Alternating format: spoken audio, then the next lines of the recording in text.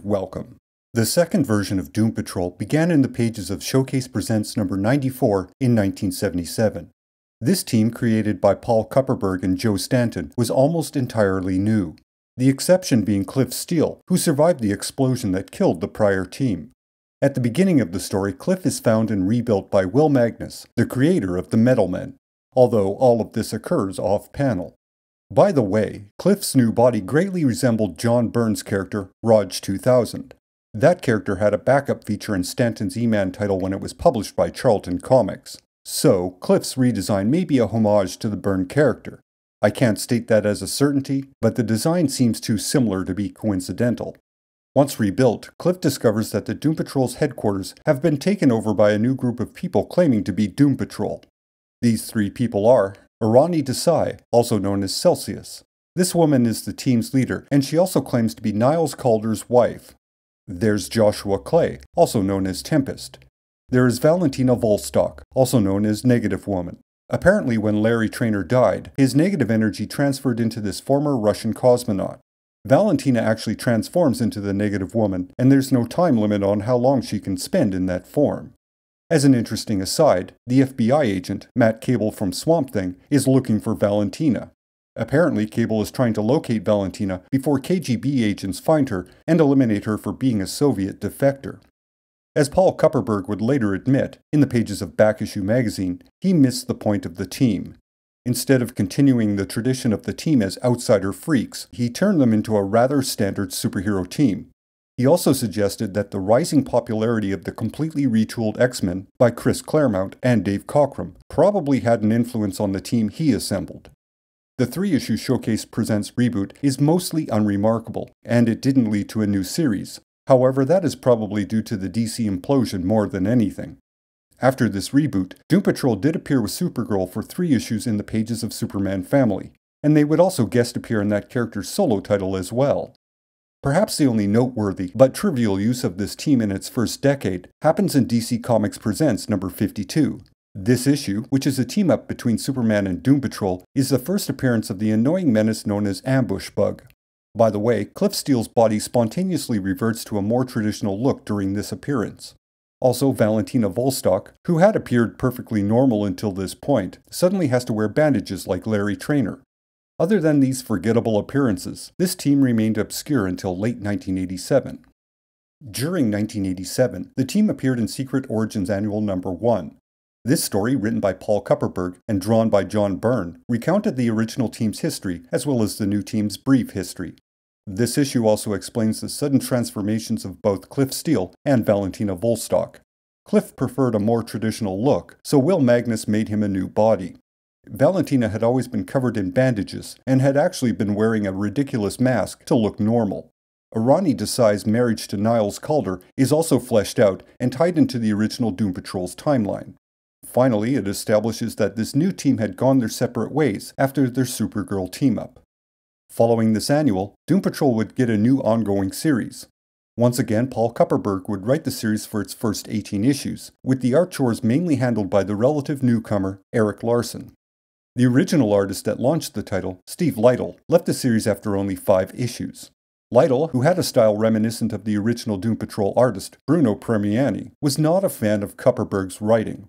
Furthermore, he wanted to work on a title where he could give creative input into its direction. But as he would discover early on, any suggestions he made were completely dismissed. All of this, coupled with sudden deadline changes, made it impossible for the artist to continue, which was rather unfortunate considering he was a perfectly suited artistic choice for the team. Once again, the first 18 issues of the series are quite unremarkable. That being said, a fair amount is established that would be useful for the next writer on the series. To begin with, a few more characters are added to the team. This includes Rhea Jones, also known as Lodestone, Wayne Hawking, also known as Karma, and the young Scott Fisher. Arani Desai, the leader of the team, renews her quest to prove the chief is still alive. In the process, it's discovered that Larry Trainor is also alive, although he no longer has the negative energy that gave him power. That energy still resides within Valentina Volstock. Unfortunately, Larry has to remain covered in bandages due to the trace amount of radiation in his system. Through the series, he tries his best to recover that negative energy from Valentina, but he doesn't succeed. Niles Calder is eventually discovered to be alive and secretly working for the government. He doesn't reveal his presence to the team until the 16th issue. As with Larry, there is no explanation how Niles survived the explosion. Also introduced during this run, although very briefly, is Dorothy Spinner. Wayne Hawking literally walked away from the series in issue 13 and didn't appear again until issue number 58 of Suicide Squad. Oddly enough, during that issue, Wayne is killed off along with one other notable DC character, Grant Morrison. This is a level of irony that I can't quite comprehend. Essentially, this team goes through mostly generic superhero adventures for the duration of Kupperberg's run.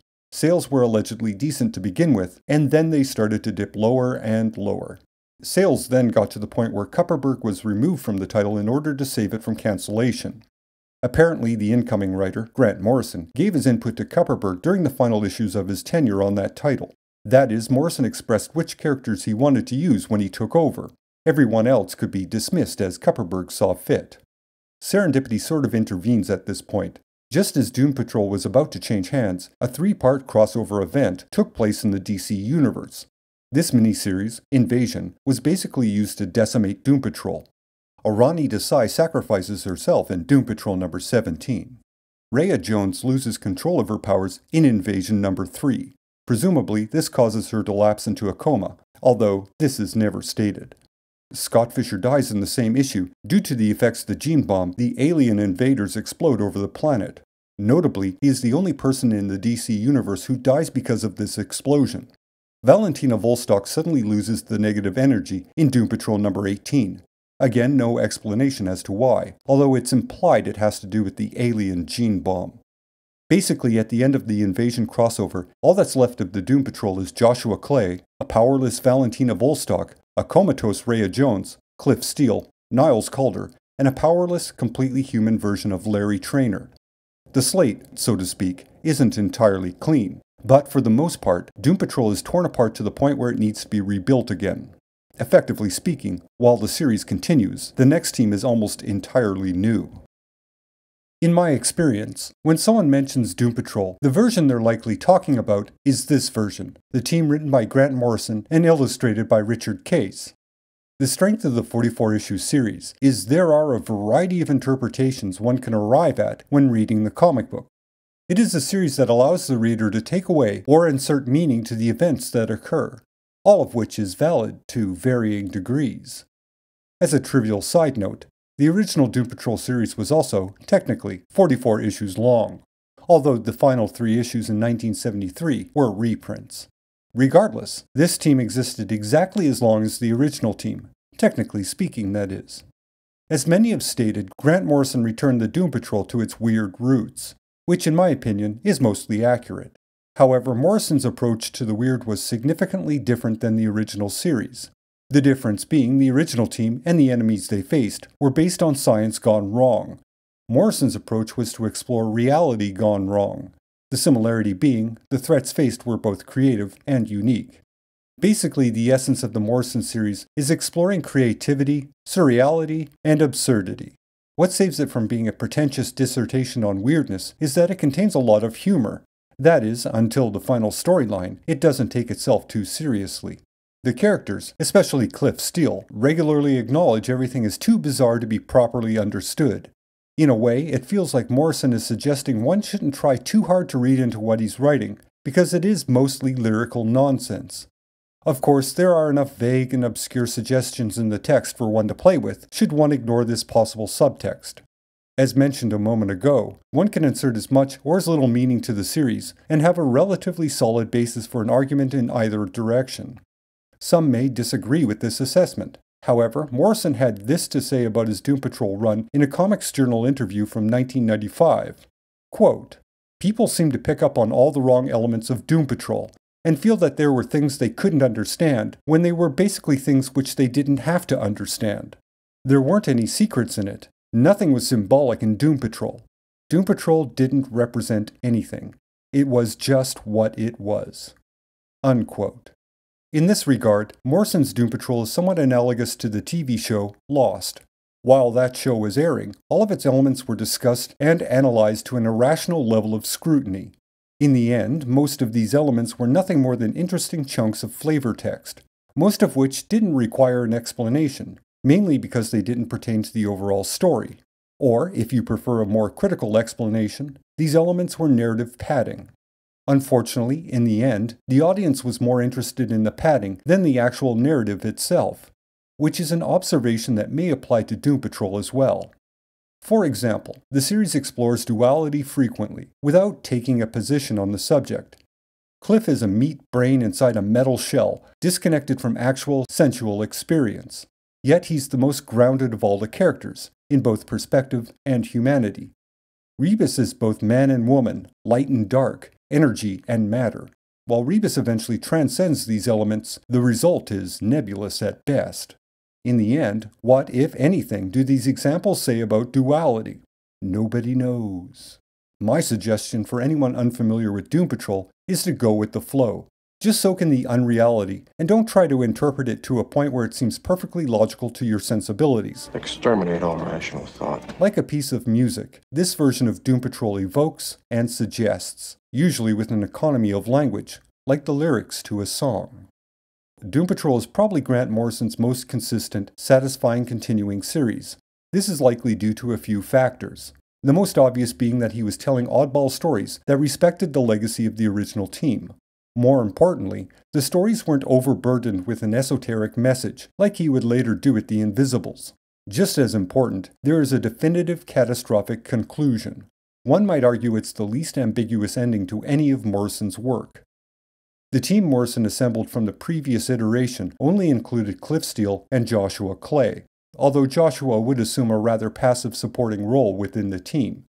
Also included from the previous run was Dorothy Spinner, a young ape-like girl whose imaginary friends are able to manifest in reality.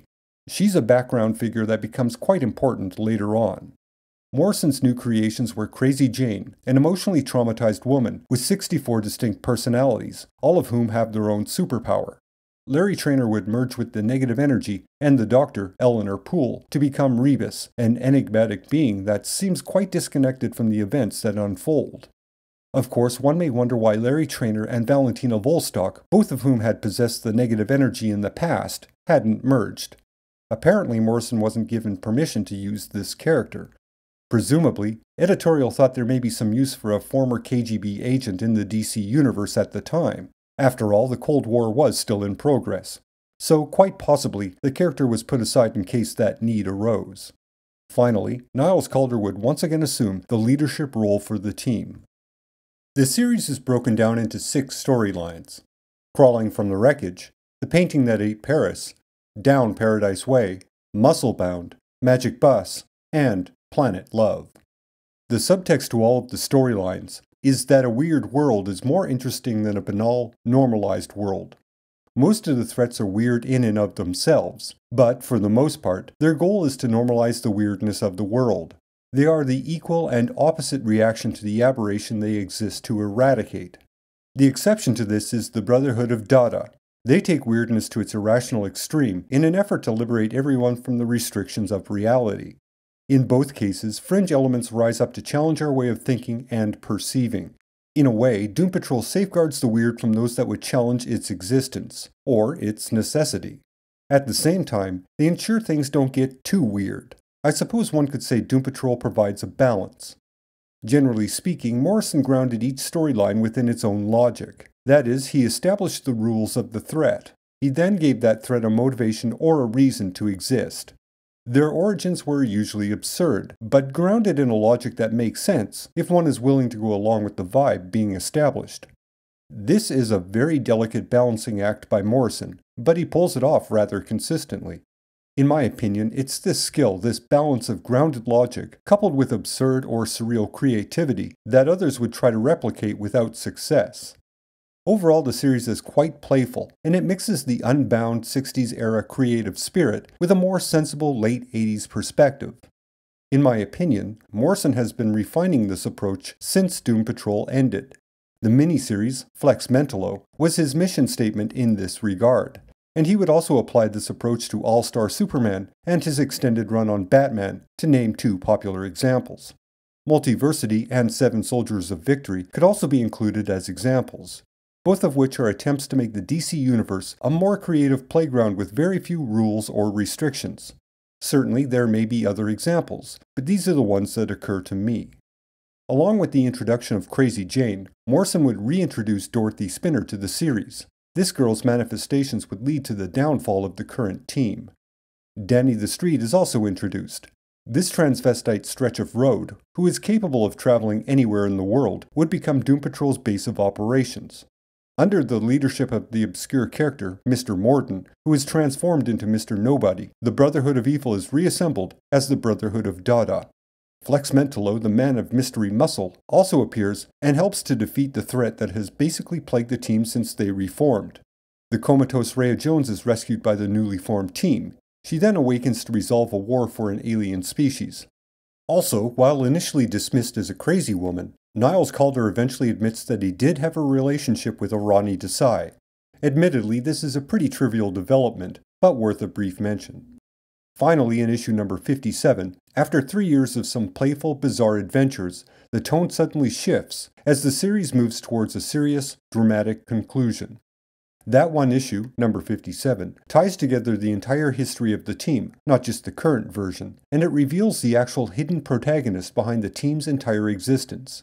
Simply put, the title of the issue, The Nature of Catastrophe, lives up to its name. It is death and destruction and uncontrollable chaos, all of which was released because of intellectual curiosity and an egotistical belief that one man could change the world with unproven, fringe science. Of course, chaos proves this individual wrong. The shift in tone and the ultimate context established gives this 44-issue series a sense of completeness. It is a satisfying journey that, initially, seems to be wandering in every direction, but then it becomes sharply focused, and one can see the story has been on a very clear path from the beginning. Like all good endings, it leaves one with the sense that all that needs to be said has been said. To paraphrase Morrison, it is what it is. And quite honestly, that is enough. With issue number 63, Grant Morrison gracefully left the stage. Once again, the team was in ruins and would need to be reassembled by the next writer on the title. With issue number 64, Doom Patrol officially became a Vertigo Comics title, and the series was taken over by the writer, Rachel Pollack. She would write the series for 2 years until it was cancelled with the 87th issue. In all fairness to Ms. Pollack, she had a very hard act to follow. That being said, her writing and the stories she crafted were mostly unappealing. I must admit, this lack of appeal may be my own preference in writing style. I found the issues I managed to read to be mildly incoherent wackiness, none of which made any sense. Within the space of 10 issues, I found myself utterly apathetic about discovering the fate of the team, or seeing if this series developed into something interesting. In other words, despite an attempt to be fair to the work, I couldn't care less about what I was reading. So, in the effort of fairness, there's no further need to abuse the work of Ms. Pollack. Certainly, she tried her best, and the artists did their best to illustrate what they were given, but some necessary ingredient was missing. In the end, there is an interesting comparison that can be made about the beginning, middle, and end of the second series of Doom Patrol. It begins as a generic superhero team. Then it incorporates weirdness and superheroics in a hard-to-reproduce alchemical mix. Finally, the superheroics seem to be put aside for untethered, mostly incomprehensible weirdness. It's like the beginning and the end of the series are the separated components that, when properly combined, made the middle satisfying. My suggestion, for those that are interested, would be to read the Grant Morrison and Richard Case series, while completely ignoring what came before and after it. That's it for today. Like, share, subscribe, and comment, and I will talk at you later. Until next time.